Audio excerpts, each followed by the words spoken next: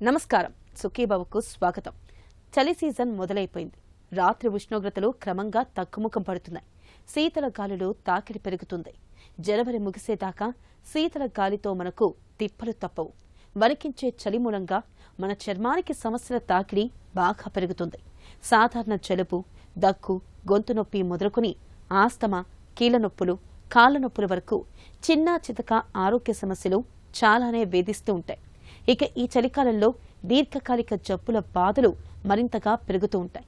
Psoriasis వంటి చర్మ వ్యాధులు ఈ సీజన్లో మరింత ఉధృతంగా మారుతూ ఉంటాయి. ఈ నేపథ్యంలో చలిదాడి నుంచి మన ఆరోగ్యాన్ని కాపాడుకునేందుకు ఏం చేయాలో, ఆహారం, అలవాట్లు, వ్యాయామం, జీవనశైలి మొదలైన విషయాల్లో ఎలాంటి జాగ్రత్తలు తీసుకోవాలో ఇప్పుడు తెలుసుకుందాం.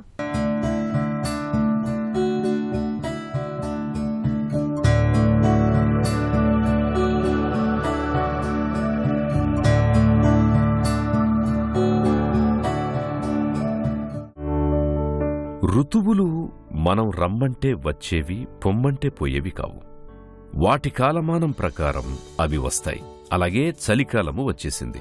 పొద్దున్నే ఓ గంట పొగమంచు పలకరిస్తుంది. తలుపు తెరిస్తే ఎక్కడ ఇంట్లోకొచ్చేస్తుందో అన్నట్టుగా దట్టంగా ముసురుకొని కనిపిస్తుంది. సూర్యుడి లేలేత కిరణాలు కాస్త వెచ్చబడేసరికి మంచు మబ్బులు మాయమైపోతుంటాయి. ఇక మధ్యాహ్నం మండుటెండ మామూలే. మళ్లీ రాత్రయ్యేసరికి నేనున్నాను అంటూ చలిగాలి రివ్వున వీస్తుంది. ప్రస్తుతం 2 తెలుగు రాష్ట్రాల్లోనూ ఇదే వాతావరణం కనిపిస్తోంది. చల్లని ఈ చలికాలం మన నిత్య జీవితంపై, ముఖ్యంగా మన ఆరోగ్యంపై చాలా ప్రభావాన్ని చూపుతోంది. వణికించే శీతలగాలి, గాలిలో తేమ తక్కువగా ఉండడం మూలంగా ఈ సీజన్లో సాధారణ జలుబు, దగ్గు, గొంతు నొప్పి వంటి బాధలు మొదలుకొని ఆస్తమా, కీళ్ల నొప్పులు, కాళ్ల నొప్పుల వరకు తరచుగా ఏదో ఒక అనారోగ్యం పలకరిస్తూ ఉంటుంది. వాతావరణం మారుతున్న కొద్దీ మానవ శరీరం అనేది ప్రతి క్షణం కూడా దానికి అడాప్ట్ అవుతూ ఉంటుంది. దాంతో ప్రకృతితో అనుసంధానం చెందడానికి ప్రయత్నం చేస్తూ ఉంటుంది. ఈ అనుసంధానం అనేది ప్రతి ఋతువు మారినప్పుడు ఇంకా ప్రస్ఫుటంగా మనకి ఎక్కువ క్లియర్గా తెలుస్తూ ఉంటుంది. సో అన్ని సీజన్స్లో భారతదేశంలో ప్రముఖంగా ఉండేటువంటి సీజన్స్ ఎండాకాలము, వర్షాకాలము, చలికాలం. చిన్న చిన్న సీజన్స్ మధ్యలో ఉంటాయి. సో చలికాలంలో కూడా మిగతా ఋతువుల్లానే అనేకమైనటువంటి మార్పులు శరీరంలో చోటు చేసుకుంటాయి. ముఖ్యంగా జరిగే మార్పులు చలితో స్పందించే గుణం అన్నటువంటి టిష్యూస్ ఏవైతే కోల్డ్నెస్కి రియాక్ట్ అవుతాయో వాటినన్నిట్లో మనకి ఎక్కువగా కనపడుతుంది. ఫర్ ఎగ్జాంపుల్ రక్తనాళాలు, శ్వాసకోశాలు, నరాలు ఇవన్నీ కూడా కోల్డ్ సెన్సిటివ్ ఉంటాయి. చలికి రియాక్ట్ అయ్యి ఇవి రక్తనాళాలు కుంచుకుపోవటం, నర్వ్ స్టిమ్యులేట్ అవటం, ఊపిరితిత్తుల్లో సెన్సిటివిటీ అనేది పెరగటం, అలానే ఆకలి పెరగటం, మెటబాలిజం ఇంకొంచెం రొబస్ట్గా అవ్వటం, చెమట అనేది తగ్గిపోవటం, బేసల్ బాడీ టెంపరేచర్ తగ్గటం, ఇలా అనేక రకాలైనటువంటి మార్పులు జరుగుతుంటాయి. సో వీటి వలన ముఖ్యంగా ఇబ్బంది పడేది ఎవరు అంటే జనరల్గా ఉన్నట్టే మరీ చిన్నపిల్లలు, అంటే 10 సంవత్సరాలు 12 సంవత్సరాల లోపు పిల్లలు, లేదా పెద్దవాళ్ళు 65 సంవత్సరాలు దాటినటువంటి వాళ్ళు, ముఖ్యంగా ఊపిరితిత్తుల సమస్యలు ఉన్నటువంటి వాళ్ళు, ఆస్మా కానివ్వండి, సిఓపిడి కానివ్వండి, ఇటువంటి సమస్యల బారిన పడేటువంటి వాళ్ళు, అలర్జీస్ ఉన్నటువంటి వాళ్ళు, అలానే కొన్ని రకాలైనటువంటి చర్మ సమస్యలు. కొంతమందికి రక్తనాళాలు చాలా సెన్సిటివ్గా ఉంటాయి, రేనాల్డ్స్ ఫెనామినన్ అంటాం. సో అటువంటి సమస్యలు ఉన్నటువంటి వాళ్ళు, చర్మం పొడిబారేటువంటి లక్షణం కలిగినటువంటి వాళ్ళు. సో ఇలాంటి వాళ్ళందరికీ కూడా చలికాలంలో అదనపు జాగ్రత్తలు తీసుకోవాల్సినటువంటి అవసరం ఎంతన్నా ఉంటుంది. పెదవులు, చర్మము పొడిబారడం, పాదాలు పగలడం, గోళ్లు పెళుసుబారి చిట్లడం ఇవన్నీ చలికాలం వచ్చేసిందని శరీరం మనకు తెలియజేసే సూచనలు. చర్మం నల్లబడుతుంది, ముఖం కాంతిహీనంగా మారుతుంది. గాలిలో తేమ తగ్గడం వల్లే ఈ మార్పులన్నీ. ఇంట్లో నానమ్మో అమ్మమ్మో ఉంటే ఒంటికి కొబ్బరి నూనె రాసుకొని పెదవులకు నెయ్యి రాసుకోమని, సున్నిపిండితో స్నానం చేయమని చెబుతుంటారు. అమ్మాయిలు మాత్రం గ్లిజరిన్ సబ్బులు అంటారు. లిప్ బామ్లు, మాయిశ్చరైజర్లు, వాజలిన్ బాటిల్స్ ఖాళీ చేసేస్తుంటారు. మన చలికి చాలా వరకు ఇంట్లో తయారు చేసుకునే చిట్కాలు సరిపోతాయి. వయసును బట్టి, చర్మం తీరును బట్టి కాస్మెటిక్స్ ఎంపిక ఉండాలి. ఉదయమే కొబ్బరి నూనె మర్దనా చేసుకుని సున్నిపిండితో స్నానం చేస్తే చర్మం పొడిబారదు. మనలో చాలామంది చలిగా ఉందని వేడివేడి నీళ్లతో స్నానం చేస్తుంటారు. ఏ కాలమైనా గోరువెచ్చని నీటితో స్నానమే ఆరోగ్యానికి మంచిది అని చెబుతారు నిపుణులు. చలి ఎక్కువగా ఉండటం వలన స్కిన్లో ఉన్నటువంటి మాయిశ్చర్ తగ్గి స్కిన్లో డ్రైనెస్ అనేది పెరుగుతుంది, రూక్షత్వం అనేది పెరుగుతుంది. సో స్కిన్ బాగా పొడబారినట్టు ఉండటం, చిన్న గీత తగిలిన తెల్లగా గీతల్లా పడుతుండటం, లేదా బీటలు వారినట్టు చర్మం కనిపిస్తుండటం, ఇలాంటి లక్షణాలన్నీ మనకు కనపడుతుంటాయి. కాళ్ళల్లో, స్కిన్లో, చేతుల్లో ఇవి మనకి ఎక్కువగా కనపడుతుంటాయి. సో ముఖ్యంగా తీసుకోవాల్సిన జాగ్రత్తలు ఏంటంటే ఆహారంలో ఆ డ్రైనెస్ని కౌంటరాక్ట్ చేయడానికి నార్మల్ కన్నా కొంచెం హెల్తీ ఆయిల్స్ లాంటి పదార్థాలు ఎక్కువ తీసుకోవాల్సిన అవసరం ఉంటుంది. కన్జంప్షన్ ఆఫ్ ఆయిల్ అనేది కొంచెం ఎక్కువగా ఉండాల్సి ఉంటుంది. మెయిన్లీ మూఫా రిచ్ ఆయిల్స్ అంటే వేరుశనగ నూనె కానివ్వండి, మన నువ్వుల నూనె కానివ్వండి, ఆలివ్ ఆయిల్ కానివ్వండి, ఇటువంటివి ఎక్కువ తీసుకోవాల్సిన అవసరం ఉంటుంది. నెంబర్ 1. అలానే స్కిన్కి కూడా మాయిశ్చరైజర్స్, సో ఏదైతే దాన్ని లూబ్రికేట్ చేస్తుందో సింపుల్ కొబ్బరి నూనె కానివ్వండి, లేదా అలవాటు ఉన్న వాళ్ళు నువ్వుల నూనె కానివ్వండి, లేదా వాజలిన్ లాంటి మాయిశ్చరైజర్స్ కానివ్వండి, ఇటువంటివి రాసుకోవాల్సినటువంటి అవసరం ఎంతన్నా ఉంటుంది. అలానే ఎక్కువగా చలికి ఎక్స్పోజ్ కాకపోవటం, బాగా చల్లగా ఉన్న సమయాల్లో మెయిన్గా ముఖ్యంగా పగటిపూట కానీ, సాయంత్రం కానీ, రాత్రిపూట కానీ ఎక్కువగా ఎక్స్పోజ్ కాకపోవటం, స్కిన్ని కవర్ చేసి ఉంచుకోవటం, వామ్గా ఉంచేటువంటి దుస్తులు కాటన్తో చేసినవి కానీ, వూల్తో చేసినవి కానీ కంప్లీట్గా వేసుకొని స్కిన్ని ఎక్కువగా ఈ చల్లటి గాలి బారిన పడకుండా చూసుకోవటం. అలానే చల్లనీళ్ళతో స్నానం కాకుండా మనకి కంఫర్టబుల్గా ఉండేటువంటి వామ్ వాటర్ తోటి స్నానం చేయటం. మాయిశ్చరైజర్స్ కానీ, సోప్స్ కానీ బాగా డ్రైన్వి కాకుండా lubricating oil content, moisturising content ఉన్నటువంటి సోప్స్ ఇలాంటివి వాడడం, ఇవి జనరల్గా తీసుకోవాల్సినటువంటి జాగ్రత్త. చలిగాలి వణికిస్తున్నప్పుడు వేడిగా ఏదైనా తినాలనిపించడం, తాకాలనిపించడం సహజమే. అయితే సీజన్ మార్పులకు తగ్గట్టుగా తినే తిండి, తాగే పానీయాల విషయంలో ప్రత్యేకంగా జాగ్రత్తలు తీసుకోవాల్సి ఉంటుంది. అలాగే శీతాకాలంలో శ్వాసకోశ ఇబ్బందులతో బాధపడేవారు, ముఖ్యంగా ఆస్తమాతో సతమతమయ్యేవారు సీజన్ మార్పులకు, వాతావరణానికి అనుగుణంగా జీవనశైలి, అలవాట్ల విషయంలో తగిన జాగ్రత్తలు తీసుకోవాలి. చలికాలంలో ఆరోగ్యాన్ని భద్రంగా కాపాడుకునేందుకు ఏం చేయాలో ఇప్పుడు తెలుసుకుందాం.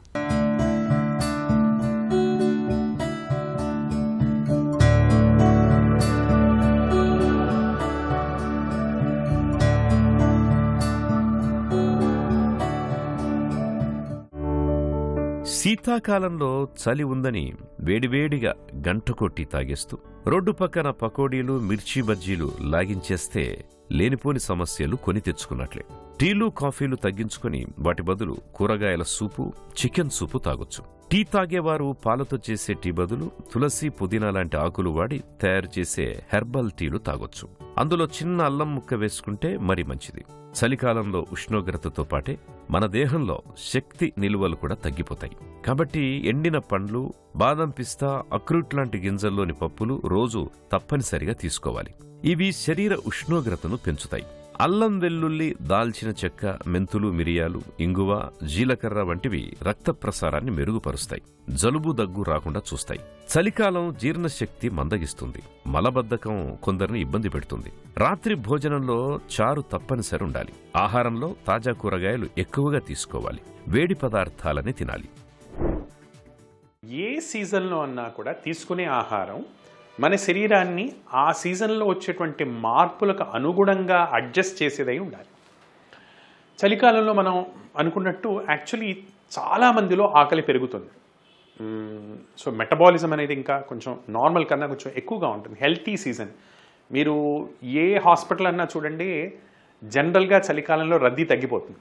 అవుట్ పేషెంట్స్, డాక్టర్స్ దగ్గరికి వెళ్ళాల్సినటువంటి అవసరం తగ్గటం, ఇవన్నీ కూడా మనం సహజంగా చూస్తుంటాం. వీటినన్నిటికీ మన మెటబాలిజంకి ఒక జనరల్ రిలేషన్షిప్ అనేది ఉంటుంది. సో మెటబాలిజం రొబస్ట్గా ఉంటుంది నార్మల్ చలికాలంలో.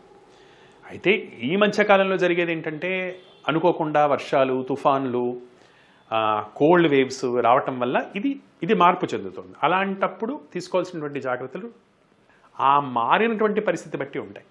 బట్ సహజమైనటువంటి చలికాలం ఉన్నప్పుడు మాత్రం ఆకలిని బట్టి ఆహారం తీసుకోవటం, ఆకలి ఎక్కువగా ఉన్నవాళ్ళు కడుపు నిండా తింటాం. ఇంతకుముందు అనుకున్నట్టు కొంచెం ఆయిల్ కంటెంట్ కొంచెం సీజన్కి సరిపడా కొంచెం లైట్గా పెంచుకొని తింటాం.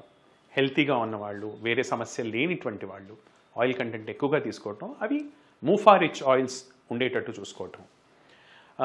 ప్లస్ భోజనంలో కూడా మోర్ న్యూట్రిషియస్ ఫుడ్స్ ఏమన్నా కానివ్వండి, వెజిటేరియన్స్ అయితే ఇప్పుడు పనీర్ లాంటి ఐటమ్స్ కానివ్వండి, నాన్ వెజిటేరియన్స్ అయితే నాన్ వెజిటేరియన్కి సంబంధించిన ఐటమ్స్, ఎగ్స్ లాంటి ఐటమ్స్ కానివ్వండి, ఆకలికి సరిపడా మన లైఫ్ స్టైల్కి సరిపడా వ్యాయామానికి సరిపడా తీసుకోవటం, ఇవి మనం చలికాలంలో జనరల్గా చూస్తుంటాం. అందుకే మీరు ట్రెడిషనల్గా చూసినా కూడా పండగల్లో కూడా చలికాలంలో వచ్చే పండగల్లో చేసే ఐటమ్స్ అన్నీ కూడా తినడానికి కొంచెం అంటే అరిగించుకోవడానికి కష్టమైనటువంటి ఇవి ఉంటాయి, ఉపవాసాలు చాలా తక్కువగా ఉంటాయి. సో ఇటువంటి ఆహార అలవాట్లని మనం హెల్తీ సీజన్స్లో మనం మెయింటైన్ చేసుకోవచ్చు. అలా కాకుండా ఏదన్నా తుఫాన్ వచ్చింది, కోల్డ్ వేవ్ నడుస్తుంది, అప్పుడు దాని ప్రకారం మనం మార్చుకోవాల్సి ఉంటుంది. బాగా చలి ఎక్కువగా ఉన్నప్పుడు శరీరంలో వేడి పుట్టించేటువంటి ఐటమ్స్ ఎక్కువగా తీసుకోవటం, చల్లగా ఉన్నటువంటి రెఫ్రిజిరేటెడ్ ఐటమ్స్, ఐస్ క్రీమ్స్, చల్లని నీళ్లు, ఎక్కువగా స్టోర్డ్గా ఉన్నటువంటి ఫుడ్స్ అంటే చల్ల టెంపరేచర్స్లో స్టోర్ చేసినటువంటి ఫుడ్స్ తీసుకోకపోవటం, ఇలాంటివి తీసుకోవాల్సినటువంటి బేసిక్ జాగ్రత్తలు. చలికాలంలో వాతావరణంలో కనిపించే మార్పులు ఆస్తమా, బ్రాంకైటిస్, సిఓపిడి వంటి శ్వాసకోశ జబ్బులతో బాధపడేవారికి చాలా సమస్యల్ని చలికాలం తెచ్చిపెడుతుంది. మాటిమాటికి ఆస్తమా అటాక్స్ వస్తాయి, ఊపిరి తీసుకోవడం కష్టంగా ఉంటుంది. ఇక ఎగ్జిమా, సోరియాసిస్ వంటి మొండి వ్యాధులు శీతలం గాలికి మరింత ఉధృతంగా మారతాయి. చలిగాలికి కీళ్లన్నీ బిర్రబిగిసి నొప్పులు పోటెత్తుతాయి. ఉదయాన్నే మంచం దిగడం కష్టంగా ఉంటుంది. ఇక ప్రొస్టేట్ బాధలు అధికంగానే ఉంటాయి. చలి వాతావరణంలో మాటిమాటికి మూత్రానికి వెళ్లాల్సొస్తుంటుంది. చలికాలంలో ఉష్ణోగ్రతలు తగ్గడం వల్ల శరీర ఉష్ణోగ్రతను స్థిరంగా ఉంచేందుకు రక్తనాళాలు సన్నగా కుచించుకొని పోతుంటాయి. ఈ పరిస్థితి గుండె జబ్బు పేషెంట్లకి ఎంతమాత్రం మంచిది కాదు. ఈ సమస్యలన్నీ తట్టుకొని ఆరోగ్యాన్ని భద్రంగా ఉంచుకునేందుకు సీజన్కి తగ్గట్టుగా జీవన సరళిలో ప్రత్యేకమైన జాగ్రత్తలు తీసుకోవాల్సి ఉంటుంది. ఈ చలికాలంలో ముఖ్యంగా ఎక్కువగా జాగ్రత్త పడాల్సినటువంటి వాళ్ళలో శ్వాసకోశ సంబంధించినటువంటి ఇబ్బందులు ఉన్న వాళ్ళు ఎక్కువ జాగ్రత్తలు తీసుకోవాల్సిన అవసరం ఉంటుంది.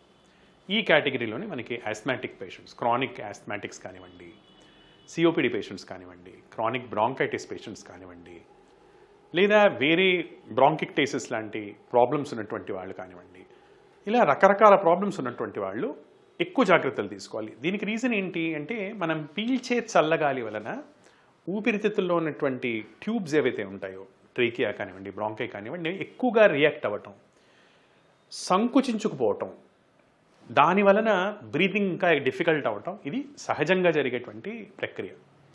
దేర్ఫోర్ చలికాలం మొదలయ్యే కంటే ముందరే ఈ కేటగిరీ అంటే ఈ హై రిస్క్ కేటగిరీ ఉన్నటువంటి వాళ్ళు ఫ్లూ వ్యాక్సినేషన్స్ తీసుకోవటం. ప్రతి సంవత్సరం కూడా ఫ్లూ వచ్చే ఛాన్సెస్ మనకి చలికాలంలో కానివ్వండి, వర్షాకాలంలో కానివ్వండి, లేదా ఎండ్ ఆఫ్ వింటర్ అంటే ఎర్లీ స్ప్రింగ్లో కానివ్వండి ఎక్కువగా ఉంటాయి. సో దానికి ప్రిపరేషన్గా ఫ్లూ షాట్స్ తీసుకోవడం కానివ్వండి. అలానే ఇది మొదటి జాగ్రత్త. ఇక రెండో జాగ్రత్తకు వస్తే చల్లగాలికి ఎక్స్పోజ్ కాకుండా మ్యాక్సిమం చూడటం. చల్లగాల్లో వెళ్లాల్సి వచ్చినప్పుడు మెయిన్గా మాస్క్ కానీ లేదా ఫేస్ కానీ బాడీని కానీ కవర్ చేసుకొని బయటికి వెళ్ళటం, ఇది రెండో జాగ్రత్త. మూడో జాగ్రత్త, తీసుకునే ఆహారంలో చల్లని పదార్థాలు, చల్ల నీళ్లు, ఏసీ ఇవి లేకుండా మ్యాక్సిమం తగ్గేటట్టు చూసుకోవటం. ఆపోజిట్ థింగ్స్, వేడి నీళ్లతో స్నానం చేయటం, తాగడానికి కూడా వేడి నీళ్ళు ఉపయోగించటం, లేదా తినే ఫుడ్ వేడివేడిగా తినటం, అలానే కొంచెం స్పైస్ కంటెంట్ అనేది కొంచెం ఎక్కువగా తీసుకోవటం, అల్లం కానివ్వండి, మిరియాలు కానివ్వండి, అలాంటి ఎక్కువ తీసుకోవటం, ఇవి వీళ్ళు చేయగలిగినటువంటి బేసిక్ జాగ్రత్తలు.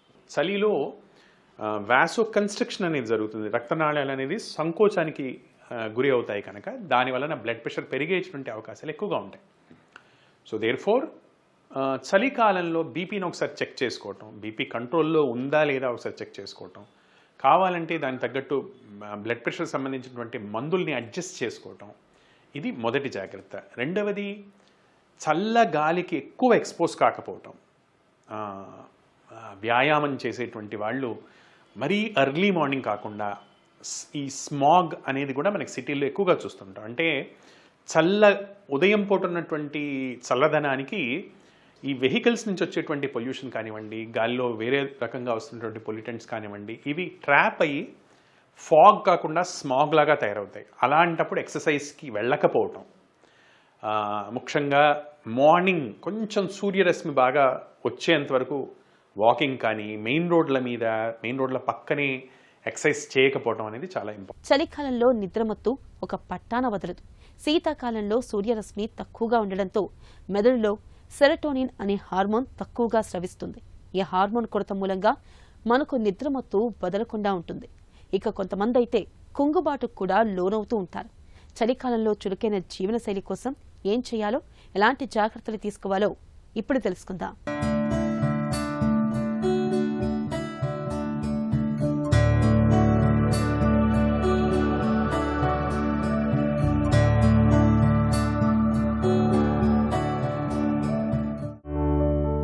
ఎండలు వానలు భౌతికంగా ఇబ్బంది కలిగిస్తాయి. కాని చలికాలం అలా కాదు. ఇది పొగమంచులా మనసులో ఏమూలో ఒకలాంటి దిగులు గూడు కట్టుకుని నెమ్మదిగా మనసంతా ఆక్రమించేసుకోవాలని ప్రయత్నిస్తూ నీరసపరిచేస్తుంది. ఈ రుగ్మత కొందరిని చలికాలంలో ఎక్కువగా వేధిస్తుంది, కుంగుబాటుకు లోను చేస్తుంది. రోజువారీ పనుల పట్ల అనాసక్తి, మందకొడితనం వీరిని వేధిస్తాయి. సహజమైన వెలుతురులో మన శరీరంలోని జీవగడియారం సక్రమంగా పనిచేస్తుంది. చలికాలంలో సహజమైన వెలుతురు తగినంత లభించినప్పుడు మనసును ఉత్తేజంగా ఉంచే సెరటోనిన్ హార్మోన్ ఉత్పత్తి తగ్గుతుంది. దీంతో చలికాలంలో కుంగుబాటు, నిద్రమత్తు, నిరాసక్తత అనేవి ఎక్కువగా కనిపిస్తాయి. సహజమైన వెలుతురులో ఎక్కువ సమయం గడిపితే కుంగుబాటును వదిలించుకోవచ్చు. జీవిత భాగస్వామితో కలిసి కాపురం చేస్తున్న వారిలో ఈ తరహా కుంగుబాటు అరుదు అని చెబుతారు డాక్టర్లు. బయోలాజికల్ క్లాక్ అనేది సూర్యుడితో సెట్ అయి ఉంటుంది కాబట్టి డే యొక్క లెంత్, డే యొక్క స్పాన్ తగ్గిపోతుంది కాబట్టి యాక్టివ్నెస్ అనేది కొంచెం తగ్గే అవకాశాలు ఉంటాయి. ఇది కొద్ది మందిలో మనం ఎక్కువగా చూస్తుంటాం, కొద్ది మందిలో ఇది అసలు కనపడకపోవచ్చు. సో ఈ సన్లైట్ మీద డిపెండెంట్ ఉన్నటువంటి వాళ్ళు ఎక్కువగా డిప్రెసివ్ సిమ్టమ్స్ కనపడటం వాళ్ళకి, అలానే లెథార్జీ ఎక్కువగా ఉండటం, ఎక్కువగా నిద్రమత్తుగా ఉండటం అనేది చూస్తుంటారు.